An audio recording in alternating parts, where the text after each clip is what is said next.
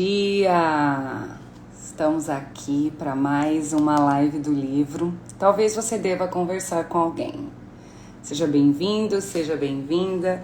Hoje nós vamos falar sobre dois capítulos, o capítulo 34 e o capítulo 35, que é sobre apenas seja e você preferiria.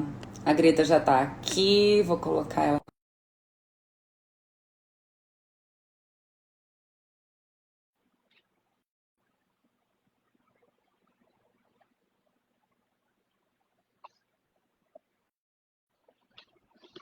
Bom dia! Bom dia, amiga. Tudo bem? Tudo bem? Vamos lá para mais dois capítulos? Vamos. Dois capítulos muito Que interessantes, bom, né? muito bons, né? O câncer da Ah, Julie, a posição dela. eu falei o nome dos capítulos errado. Um é Você Preferiria e o E o outro é o outro, tempo. O Tempo, isso A mesmo. velocidade do querer. A velocidade do Exatamente. querer tem tudo a ver com o que a gente está vivendo hoje, né?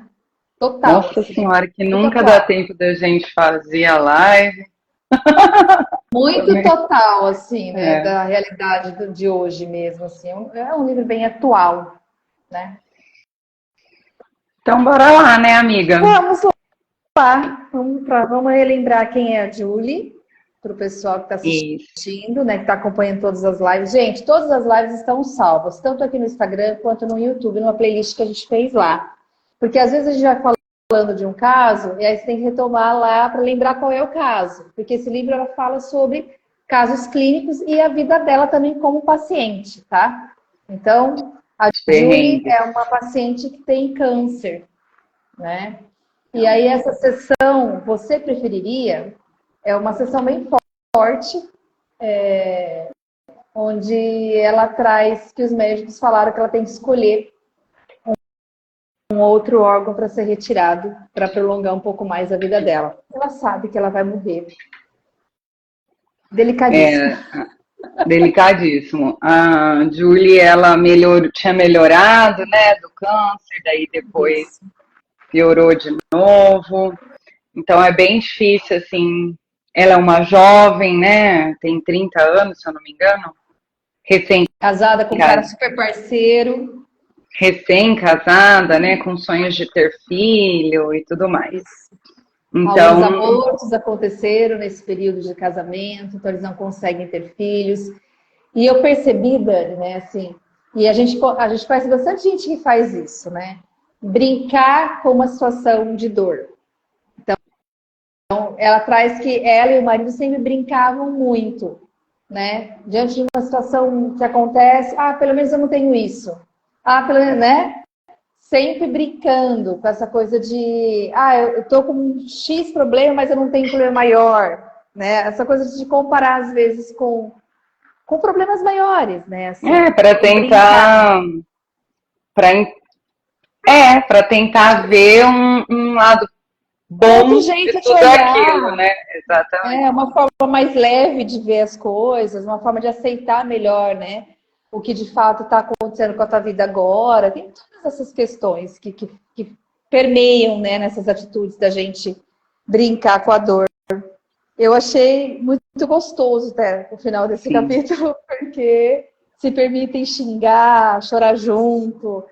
E eu achei muito legal, pensando em nós aqui, né? Nosso papel de psicóloga, de terapeuta, de estar junto com o paciente. A gente aprendeu muito aqui, você não pode chorar junto, né? Você não Uhum. pode mostrar seu lado humano. E a gente vê que não é nada disso. Isso aí para mim, acho que Totalmente, isso cai totalmente por terra, né? Assim. eu lembro lá no começo, lá quando eu estava saindo da faculdade, uma das coisas que me fez escolher recursos humanos foi isso. Foi pensar que eu não tinha perfil para clínica, porque Verdade. eu era muito de me relacionar com as pessoas, de chorar.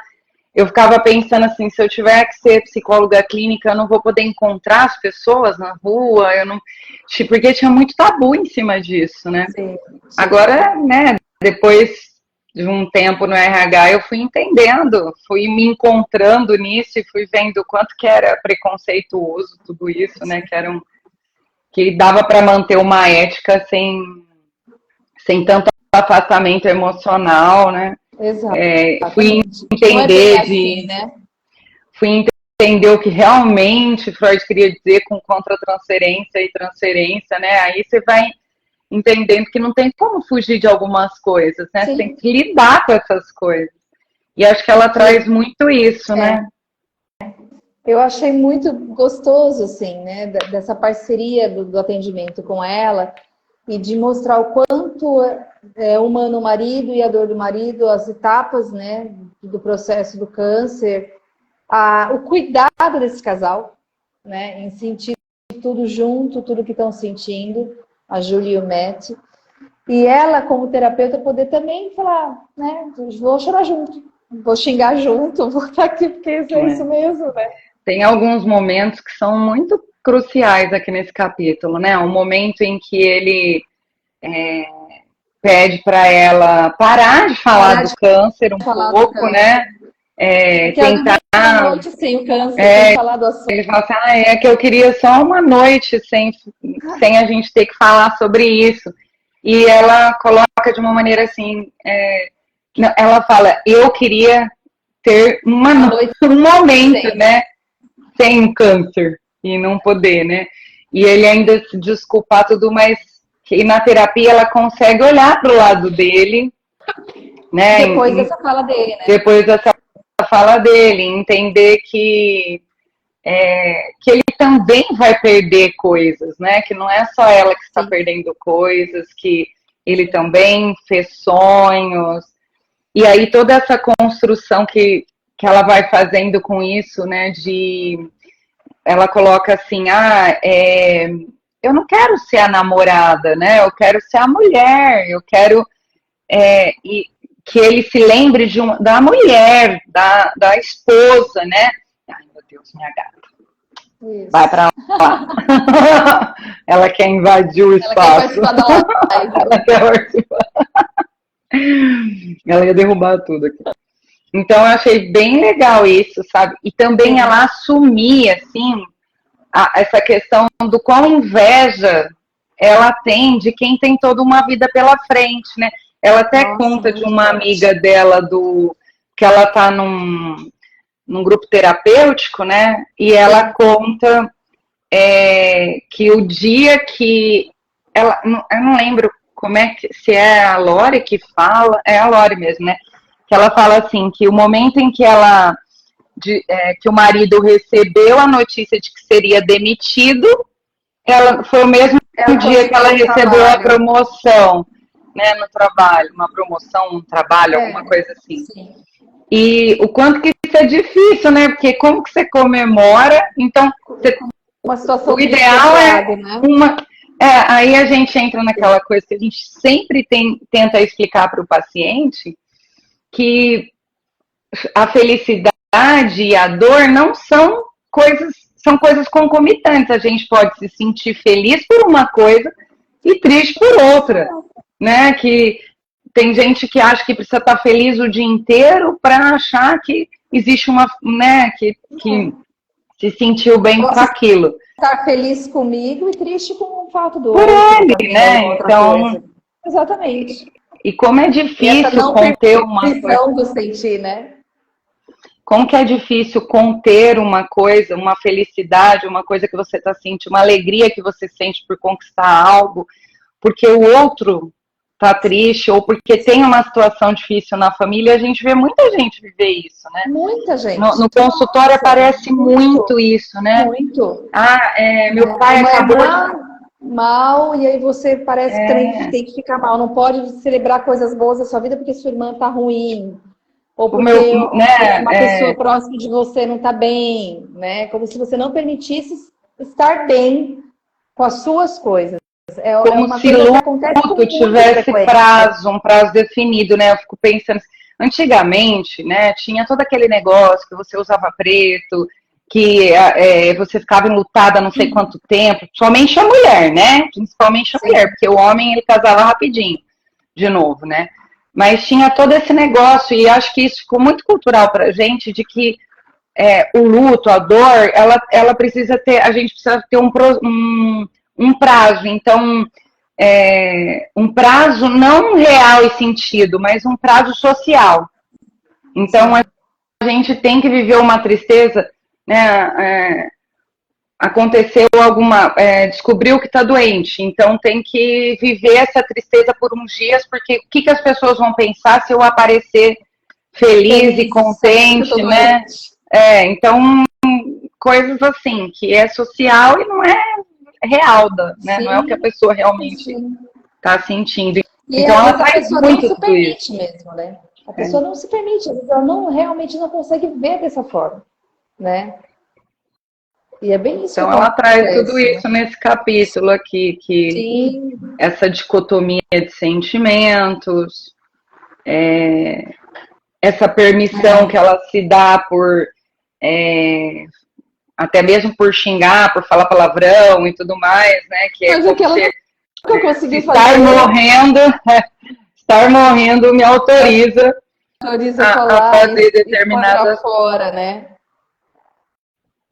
É bem isso mesmo. Nossa, é muito interessante, né? Assim. E aí ela traz alguns questionamentos que eu acho muito legal, né? O que constitui a vida, né? O que é estar vivo, o que nos mantém vivos, como é importante a gente olhar para essas questões, né? Independente de estar com alguma doença ou não, eu acho que é importante a gente parar para pensar o que constitui a vida, o que é estar vivo, o que é essa permissão do sentir que a gente precisa ter por nós, né? Porque o quantas vezes o não permitir faz com que a gente vá guardando tudo isso, aí causa as explosões, e aí agora eu posso. Agora eu posso discutir, agora eu posso falar, né? Você imagina você ter que estar ali entre a vida e a morte para você se autorizar, se permitir a ter sentimentos, a raiva, ou a dor, a angústia, sei lá, né? Até mesmo a inveja. Eu acho que isso é importante de entender o quanto já existem estudos e falam de alguns cânceres e tudo, que é exatamente a emoção reprimida, né? Existem estudos que falam muito sobre isso. Como que gera um câncer? Como que ele aparece? Muitas vezes é exatamente nesse lugar de reprimir sentimentos, reprimir as emoções. E aí, quando você se vê doente, você começa a pôr tudo isso para fora, né? E tentar olhar de um outro jeito, então, né? Para que eu não crie doenças, eu preciso, sim, me permitir me expressar, me permitir sentir, dar vazão para quem eu sou, me conhecer e conhecer as minhas sombras, conhecer minhas dores, falar das minhas angústias, xingar quando eu precisar xingar. Eu costumo dizer isso muito na terapia. Aqui é o espaço, né? Vamos xingar, vamos gritar, vamos chorar, vamos pôr tudo isso para fora, porque esse é o espaço. Exatamente. Né? De colocar para que isso não crie mais dor, para que não crie doenças, né? Então, é muito importante olhar esse caso da Julie realmente nesse outro lugar. Porque, vamos ver se ainda vai continuar a Julie, né? Porque ela não termina por aqui, eu acho. Porque ela tem coisas a ser faladas. Vamos ver o que vai acontecer. Peraí, amiga, eu vou ter que tirar essa gata daqui. A gata quer participar da live hoje. Eu só vou mostrar minha gatinha linda. Olha aqui. Mas é muita arteira. Olha lá, ela não para quieta, fala oi. Ela tá dando muito trabalho. Só que ela quer ir por tudo, fazer tudo. Então, tá de castigo, vai pra fora. Ela fica arranhando a porta que ela quer sair. Daí eu vou lá pra abrir, ela não sai. Ai, bonitinha. É uma alegria. É gostoso. E é isso. E tem esse negócio da somatização, é muito importante, né? As pessoas entenderem, né, que tudo é muito holístico, né? Que o nosso corpo depende de vários fatores, que é importante sim a gente dar nome aos nossos sentimentos, conseguir falar sobre eles, porque sentimento não vivido, vou falar bem assim, né, é reprimido, e tudo que é reprimido vai para algum lugar, né? Pra fora. É sentido mesmo, sabe? Porque a pessoa, ela começa a ter raiva, ela quer eliminar aquele sentimento, ela tem tristeza, ela quer eliminar. E, na verdade, se tem aquele sentimento, é porque você precisa vivenciá-lo, você só precisa entender o porquê que você está vivenciando isso. Mas é preciso. Por que você está com raiva? O que está gerando essa raiva em você? Né? E dá vazão a essa raiva. Coloque essa raiva para fora de alguma forma, né? Mas as pessoas, elas foram ensinadas a engolir sentimentos, né? Literalmente, engole esse choro, sim, né? Isso é coisa de gente fraca. Você não pode... falta de educação você reagir às situações. Então, a pessoa tá o tempo... É feio ficar brava com as pessoas. Então, o tempo inteiro a gente está reprimindo esses sentimentos, não permitindo nem entendê-los, porque socialmente inaceitável. Então, é uma luta constante. E aí, quando a pessoa se vê doente, como foi o caso da Julia aqui, ela passa a se autorizar a trabalhar num mercadinho de vila, passa a, né, que é o que ela faz. Ela passa a se autorizar a ter inveja do marido, ela passa a se autorizar a xingar, ela raiva da situação. Né? Só que o que a terapeuta entende aqui, o que a Lore entende, né, e ela deixa bem claro nesse capítulo, é exatamente isso. Por que que a gente precisa chegar neste ponto?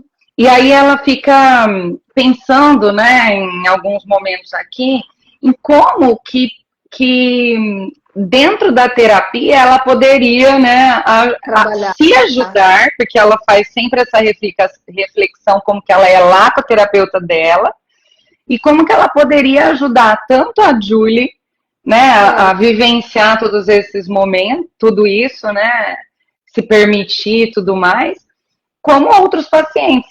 E eu acho que é por isso que ela chega a xingar no final, realmente, com ela. Junto, né? Vamos junto com ela, tudo isso. Quebrando protocolos, né? Quebrando... Exato. Isso é muito bom. Legal. E como é importante, porque depois que ela fala da inveja e da raiva de tudo isso, né, é onde a gente consegue olhar além. Por isso que é muito importante quando a gente traz tudo isso na terapia, né? Quando a gente consegue falar. Porque a hora que ela começa a falar, tô com raiva mesmo, tô com inveja... eu tô com medo, aí ela começa a valorizar nos últimos trechos desse capítulo, é onde ela começa a falar do que ela vai sentir falta. E aí, primeiro ela fica com a raiva, com inveja, e aí ela fala da falta que ela vai sentir, do olhar dele, do carinho, né? E aí ela fala, eu vou sentir falta de mim, vou sentir falta da vida. Então é muito bonito quando ela passa por esse processo nessa sessão de terapia, né? Assim... E tem uma coisa... E aí xingar tudo isso mesmo, para dar lugar para tudo isso. Teve uma coisa que eu fiquei refletindo bastante, né, que acontece com muita gente, e ela até comenta aqui que a maioria das mulheres do grupo de câncer dela comenta que não quer deixar os maridos, né? Que fica preocupado com esses maridos, como que vai ser isso daí, né? E assim, eu entendo essa preocupação, eu entendo essa tristeza, esse vazio, mas ela entra aqui num assunto que, para mim, é bem discutível, assim, é uma coisa bem a se pensar. Que ela fala que ela quer arrumar uma pessoa para ele. Eu acho isso tão complexo, tão... porque, assim, né... É como se ele não... Ao mesmo... Assim... Como se ele não tivesse como se ele não fosse... a força dele... Como se isso fosse substituí-la, como se, né, como se a presença dela fosse apenas uma coisa a ser preenchida. Então, é tanta coisa assim. Não houve um trabalho muito específico aqui pela Lore nesse contexto, né? Ela só dá vazão a isso pelo que eu me lembro aqui, né, o que eu entendi do capítulo, ela não explora muito bem isso, ela só tenta entender por que ela acha que precisa se preocupar com isso e tal, mas é uma coisa que eu acho muito importante ser refletida, porque nem sei, né, se é momento para se pensar em coisas desse tipo, a pessoa está ali esperançosa, ou está vivendo um luto antecipado, tem tanta coisa acontecendo, né, pensar em ter outra pessoa, né, é tão particular. É muito particular e entra em várias questões, né, Dani? Eu fico pensando assim, tem todo esse a lugar. escolha da mulher, a mulher escolher a outra pessoa para ficar parece um controle, sabe? Parece controle, isso que eu falo agora. Parece uma questão de controlar, aí por trás disso a gente pode olhar um pouco sistemicamente até o que a gente fala que é você tirar a força do outro de dar conta da própria vida, como se você fosse meio que a mãe e controle de toda a situação da vida do outro, sendo que ele é um adulto, ele pode escolher não ficar com outra pessoa, inclusive. Ele pode escolher ter uma outra vida, independente, não casar de novo. E como ele pode também escolher casar. E não é ela quem vai... É realmente um certo controle e uma situação... É como se fosse assim, ó. Antes de eu ir embora, eu vou saber o que vai acontecer com ele. Certinho para você. Porque esse capítulo tem muito isso, né? O que está no pós aí? Como é que vai ser, né? O que eu não vou viver. Sim. Porque ela fala... Viver, e ela não, né? E até a Lori fica pensando assim, conforme ela vai falando, a Lori fica pensando assim, cara, vai ser a mulher que vai ter o filho com ele, né? Ela quer escolher quem que vai ser essa mulher que vai viver coisas que ela não viveu, então que ela não pôde viver. Sem saber então, nem se é isso que ele quer, né? Então são coisas assim que controle, né? Tem um controle do futuro, né? Eu não vou estar aqui, mas eu vou saber como que ele vai estar, né? Então é uma coisa para a gente pensar e que ao mesmo tempo tem esse controle, né? Essa necessidade de deixar tudo em ordem, porque isso pode trazer realmente paz para ela, né? Organiza dentro dela todas essas angústias. Mas não é o controle também. É o controle, mas de uma maneira é uma forma de isso vai me trazer paz na minha partida. Achar que tá tudo em ordem. Exatamente. Aquele negócio, né, que eu tenho que deixar as contas pagas, a vida certa, sem deixar problema para as outras pessoas, né? Coisas que se pensam mesmo no... Sim, numa situação de luto, final, né? No final da vida. Acho que é isso, né, amiga? Esse capítulo às vezes a única coisa a fazer é gritar merda. Então é isso. Vai fazer o quê, né? E a velocidade do querer, gente. Que incrível. Aqui ela está falando dos estágios, né? Aqui ela começa falando dos estágios ainda da faculdade, as porque ela faz um comparativo ela faz um comparativo de como era quando ela estava na faculdade, da precariedade do lugar onde ela atendia, né, da questão de ter que ter paciência para esperar, né, o dia da terapia ou as coisas acontecerem, e como que isso tem sido diferente nos dias de hoje, né, que ela precisou criar regras no consultório para as pessoas não acessarem seus celulares, porque é um tal de entrar e que aparecer uma notificação, escutar uma notificação e a pessoa ter que olhar para aquilo. Olha, eu já tive, assim, várias vezes o assunto da terapia foi esse, por causa disso. Porque a pessoa não consegue... Ai, me dá um minutinho que eu tenho que responder aqui, senão fulana vai ficar preocupada. Cara, mas a fulana não sabe que você está na terapia? E aconteceu isso um dia e eu falei assim pro meu paciente, né?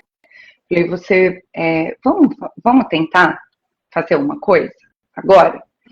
Aí ele falou assim, o quê? Antes de responder, né? Porque ele tinha pedido para responder a mensagem. Eu falei, vamos tentar esperar até o final da sessão? Vamos criar um limite sobre essa dependência de que a gente acaba deixando o outro dependente da nossa resposta. Ela sabe que você veio para terapia? Sabe. Então ela vai saber que se você responder só tal hora, é porque você estava ocupado. E ele não respondeu. E aí, só que daí a gente conversou sobre isso, né? É sempre assim? Isso acontece com frequência? Por que ela fica preocupada quando você não responde? Então, existe, né, realmente uma necessidade do outro de ser atendido imediatamente, mas também mas também existe essa necessidade da pessoa de responder imediatamente para não gerar um problema ou medo ou impulsividade. E o quanto isso alimenta uma dependência e uma codependência? E aí ela vem, exatamente, e aí ela vem falar de um negócio incrível que a gente pouco para pensar, né? Que é esse medo da solidão, esse medo de estar sozinho, né, essa carência que a gente tem, e o celular virou o refúgio das pessoas. Né? Então, o tédio, ele acontece por quê? Porque a pessoa sente que ela não está com ninguém, que ela não tem nada para fazer, que ela é inútil, vamos pensar assim. E aí o celular, ele dá uma falsa sensação de que aquela pessoa está fazendo alguma coisa de útil. Aquela pessoa, né, tá ali respondendo uma mensagem, e aí na todo hora mundo que você quer. E aí as pessoas vivem nessa urgência. Né, nessa e aí urgência. Tem paciência, o que ela traz isso, né, muito aqui. A paciência, né, que requer, de certa forma, um esforço e uma resistência. Né? O quanto a gente precisa trabalhar essa paciência. Olha, eu fico pensando, sabe, Greta, se nós que somos dos anos 80 e somos obrigados a desenvolver paciência, né? Nós que não tínhamos mesmo o que fazer. A gente tinha pessoas que não tinham telefone, você tinha que ir na casa da pessoa, né? Para você estudar, você tinha que ir na biblioteca da escola, tinha que prestar o livro, você tinha. Era caro as coisas, né? Você ter. Se a nossa geração, que foi desenvolvida para ter paciência, está sem paciência, por conta de tudo isso, imagino quem nasce, né? Quem nasceu sem nada disso. Com toda essa urgência já instalada. Nasceu numa solidão profunda, né? Já nasceu nesse negócio do imediatismo, é muito complicado. Eu estava até falando para uma paciente que a minha mãe, ela me deu uma coleção de livros que era uma história por dia. E como que eu ficava ansiosa, porque eu não me permitia ler aquilo que não era daquele dia. Então tinha lá, dia 1º de outubro. Eu só li a história do dia 1º de outubro. E quanto que era gostoso aquilo, né? Menina, eu dava uma olhada, assim, só para ver que história que era, né? Mas eu podia ler do outro dia, tava lá, né? Mas a gente tinha esse negócio que cada dia era uma história, que não sei o que, era tão gostoso isso. Muito bom. Quanto que isso me ensinou a esperar, a ter paciência. E hoje a gente precisa, sabe, criar recursos para essa espera, sabe? Não antecipar coisas. O cartão de crédito também tem. O cartão de crédito também tem antecipado muita coisa. Os áudios, ter paciência na escuta. Né? Não, pelo menos não o tempo inteiro, né? Assim, a pessoa nunca tá no modo leve, né? Então tá sempre atropelando alguma coisa. Então, o que ela fala aqui, né, é que como a gente tá nesse imediatismo, a gente trata a terapia dessa forma. Então, ela vem contar aqui de pacientes que ela perdeu porque a pessoa queria rápida. Não, na verdade, a pessoa mais rápido aquela situação. Quantas sessões eu vou precisar para resolver isso? E realmente ele encontrou uma pessoa que disse para ele que resolveria o problema dele em 4 semanas, que era o que ele precisava até o dia lá para pedir a moça em casamento. Então eu fico pensando assim, nossa, você coloca o resto da tua vida, que, né, pensando que o casamento a gente casa para sempre, né, pensando no para sempre. Então quer dizer que você vai tomar uma decisão que pode ser, né, para a vida. Numa contagem regressiva de alguns dias até o dia de pedir a pessoa em casamento, né? Então, olha como que são as coisas, né? Eu entendo, assim, a gente tem se encaixado no online, né? Que a gente está desde 2010 nesse atendimento online, quando ninguém nem acreditava, né? A gente estava ali Nós duas já atendendo. Eu fui atrás de você, né? Porque você já atendia online e eu vi, não lembro onde, não lembro como que eu descobri, que não sei se era no Facebook, onde que eu Acho vi. que era no Face, porque não tinha Instagram essas coisas. No Face eu comecei a divulgar que eu fazia atendimento online. Aí eu falei, eu quero entender isso que a Greta está fazendo, porque, né, para eu abrir uma clínica, né? Aí a gente começou lá atrás. Foi uma entrevista que eu fiz na Record. Porque era algo foi isso mesmo. época sobre terapia de internet. Aí saiu a entrevista tal, e aí começou. E mesmo assim era completamente diferente de hoje, né? A gente tinha umas regras do que era. A gente podia fazer terapia. Tinha um monte de coisa, lembra? A gente tinha que fazer orientação psicológica, não podia passar de 12 sessões. Tinha que ter todo um contrato terapêutico muito específico, um respeito com o setting, né? Tinha que ter negócio de antivírus, você tinha que explicar como você ia arquivar os prontuários. Olha, se você fosse gravar a sessão, você teria que pedir. Olha, tudo bem que eram todas coisas válidas, muito válidas, que foi o que construiu a psicologia online, né? E hoje é bem mais tranquilo de se fazer, mas ainda assim. Mais tranquilo de fazer. Só que quando ele faz essa proposta, ou até mesmo de atender por aplicativo e tal, a Lori tem um preconceito com isso, a princípio, né? Apesar de que hoje ela entende, mas ela ainda prefere o físico. E ela também traz isso, né? Ela traz essa questão. Ela traz, como mudou, né?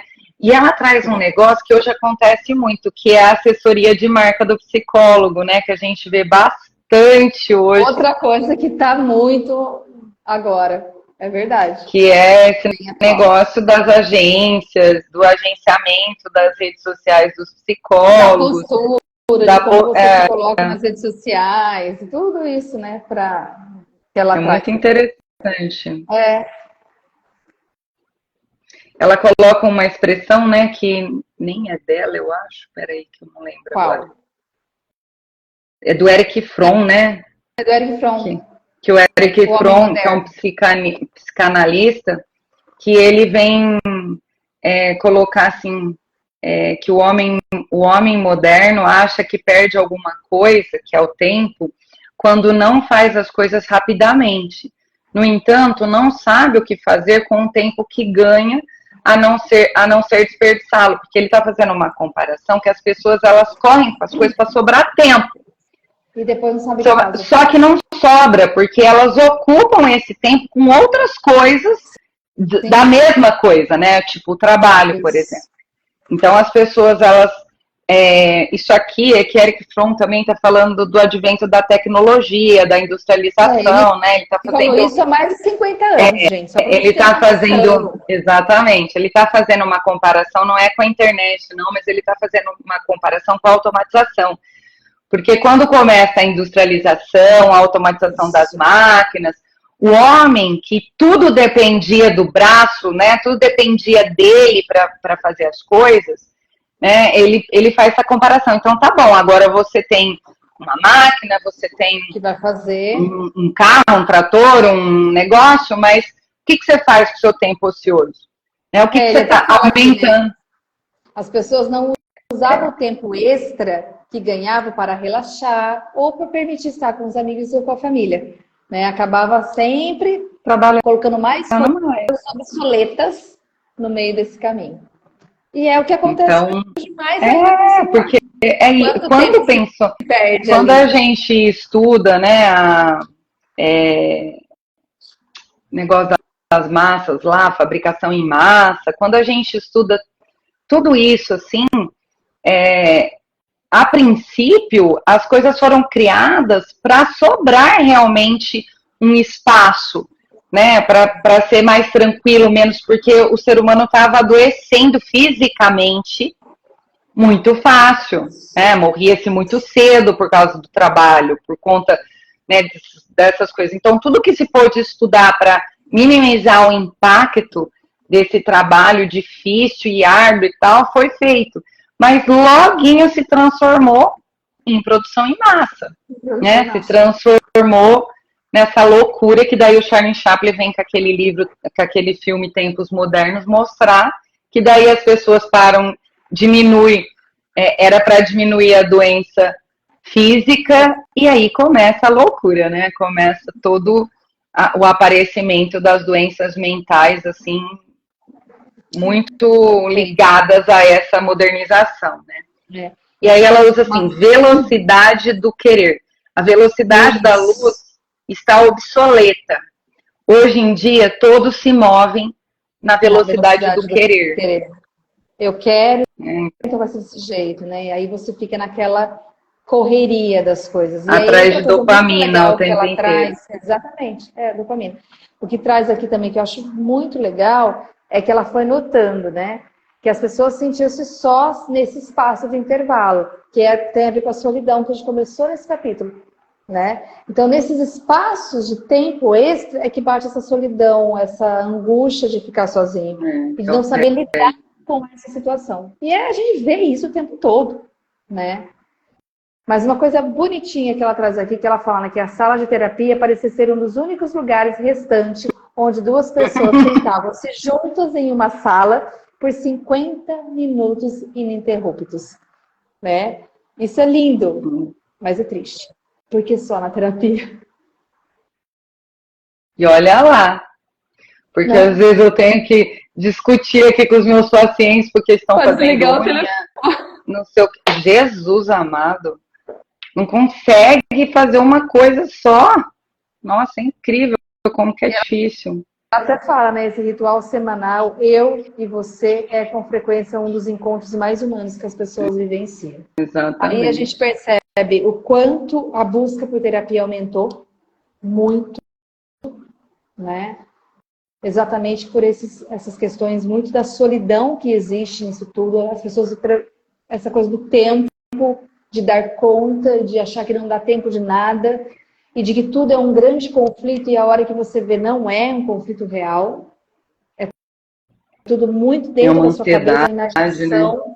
Muita ansiedade. Sabe que eu tenho escutado algumas coisas assim que me fez pensar a hora que eu li esse capítulo, que é quando a pessoa fala pra gente assim, as pessoas não têm paciência para escutar, porque antes a gente tinha problemas, a gente sentava na frente de casa com o vizinho e ficava horas falando sobre as coisas, e os problemas pareciam que era perto de hoje, pareciam tão pequenos, ou melhor, né? Se a gente for ver, a gente tratava de uma maneira tão pequena, e eram problemas reais, né? E eram. Agora, a gente catastrofiza quase tudo, né? Tudo se transforma em coisas muito difíceis, muito grandes, muito problemáticas, e a gente não tem mais essas pessoas com quem contar. As pessoas estão correndo o tempo inteiro. Acelerar. Eu fico vendo a minha vida assim, né? E eu falo, meu Deus, às vezes eu não tenho. O pessoal coloca bom dia no grupo, eu não tenho tempo para pôr bom dia no grupo. Ai, Deus. E eu fico, não é que eu não tenho tempo, eu não vejo essa necessidade mais, né? De Porque o que é um bom dia também? Né? É estar presente ou é uma coisa automática? Né? É para se Alguns é pensar. automático, outros são É para se presentes. pensar. Então, quando eu estou no grupo, eu estou no grupo. Eu estou ali, estou lendo, estou respondendo, estou... Então, Presente. são coisas, né, que às vezes as pessoas me mandam uma mensagem e falam assim, eu sei que você está na correria aí, né, desculpa te incomodar, mas, quer dizer, as pessoas, né, olha só, né, eu estou na correria, mas eu consigo te responder, né, eu consigo, mas é um medo de estar sempre incomodando, então as pessoas não têm mais esse espaço entre os amigos, né, entre a família, para dividir coisas que elas dividiam. Tudo bem que tem muita coisa que não é mesmo, que amigo não serve para orientar, para ajudar, mas é uma carência tão grande que às vezes a pessoa está indo na terapia só para desabafar, não quer saber de nada. Então a gente põe a pessoa para refletir. Primeiro que é uma metralhadora. Greta, não sei com você, mas eu tenho pacientes que eu saio até com a cabeça zonza, porque não me dá um espaço. Tem hora que eu falo assim, opa, peraí, não continua não. Vamos refletir um pouco sobre isso. Isso, eu também. Né? Dá um pause aí, porque você já está entrando em outra situação e você já falou de 3 coisas diferentes, não consegui nem começar a primeira. Mas é que eu quero, eu tô te contando tudo isso, mas você vai ver onde eu vou chegar. Não, mas peraí. É muito complicado. Então, às vezes eu sinto que a pessoa está lá na terapia para vomitar, e não é para refletir. Terapia não é isso, né, gente? Terapia é... Exatamente. É para refletir, é para levar você a uma mudança. Não é só para pôr para fora. É para sentir. Né? Então, bem isso. É o que o John falou para ela lá uma vez, né? Mas eu tô te pagando para quê? Tô te pagando para quê? Para você fazer o que eu tô precisando que você faça, né? Mas o desejo e o precisar são coisas diferentes, né? Você deseja a solução, você deseja que ela vá lá e conversa com o terapeuta da sua esposa, mas o que realmente você precisa? É disso? Ou de aprender a lidar com essas coisas? De aprender a lidar com tudo isso, sair um pouco desse controle todo, né? Muito bom, né? Esse capítulo, na verdade, é isso. E aí, o que eu achei incrível, tudo. E ela termina falando da própria história, né? Então tá aí agora. E ela e a história dela, né? Que aí ela fala... porque ela se viu acelerada, né? Ela entendeu que ela está acelerada tanto quanto todo mundo. Ela foi ficando ocupada demais, ouvindo tantas histórias, esqueceu da dela, de olhar para ela. E aí agora está com essa sensação falando sobre isso. E que ela está com essa sensação de que ela está na metade da vida dela. Que a metade da vida dela acabou e é como se ela tivesse atrasada. Né? Mas é essa sensação. Eu acho que o que ela sente aqui é a sensação que todo mundo tem, que está sempre atrasado. E aí ela fala, vocês não recuperarão o tempo presente, que foi uma fala da supervisora lá na faculdade. Para que correr tanto? Vocês não vão recuperar o tempo presente. Para depois ficar aí achando que perdeu a metade da vida. Vamos viver o presente, né? Muito bom, gente. É isso. Por hoje é isso. Por hoje é isso. Maravilhoso. Estamos mais na metade do livro. Muito bom. Incrível. Então é isso, gente. Um beijo, um queijo, amiga. Para quem ficou aqui conosco. Até a próxima. Beijo, gente. Tchau. Tchau. Tchau.